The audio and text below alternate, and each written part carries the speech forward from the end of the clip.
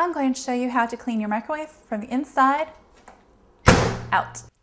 As well as the boiled water technique works for cleaning out baked on gunk from the top and sides and even bottom of your microwave, water alone is not going to help if you have some slick butter or grease that's been spilled inside that microwave.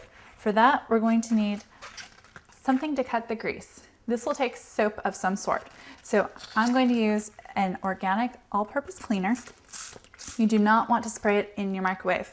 We've got vents all over the sides and the top, which can easily get cleaner in them, and that's going to potentially mess up your microwave down the line. So just spray it right on your sponge, and then you're going to use that to wipe up that grease. Now it should take it off in a wipe or two. Of course, it's very difficult to tell, so you're going to use the